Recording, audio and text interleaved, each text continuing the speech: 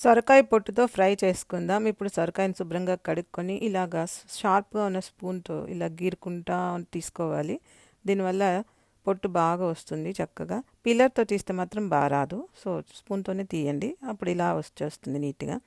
మొత్తం పీల్ చేసేసుకున్నాను. చూడండి ఎంత బాగుందో సొరకాయ పొట్టు వచ్చేసింది. ఇప్పుడు ఒక ఉల్లిపాయ, పచ్చిమిరపకాయలు ముక్కలుగా కట్ చేసి పక్కన పెట్టుకోవాలి. ఇప్పుడు స్టవ్ ఆన్ చేసి ప్యాన్ పెట్టి ఆయిల్ వేసుకొని ఆవాలు, జీలకర్ర, పచ్చనపప్పు, మినప్పప్పు వేసి ఫ్రై చేసుకోవాలి. ఇందులోనే కరివేపాకు, ఉల్లిపాయలు కూడా వేసి ఫ్రై చేసుకోవాలి.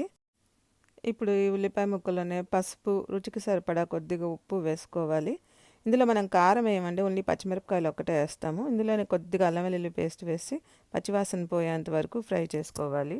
ఇప్పుడు ఇందులో మనం పెట్టుకున్న సొరకాయ పొట్టంతా వేసేసి బాగా కలుపుకోవాలి. బాగా సిమ్లోనే వండుకోవాలి. ఈ కూర అంతా మూత పెట్టేసుకోవాలి. ఇప్పుడు తర్వాత మధ్య మధ్యలో తీసి కలుపుతూ ఉండాలి. ఇప్పుడు కొంచెం వాటర్ వేసి అంటే పొట్టు ఉడుకుతుందో ఉడకదో అని మళ్ళీ మూత పెట్టి మగ్గ పెట్టాలి.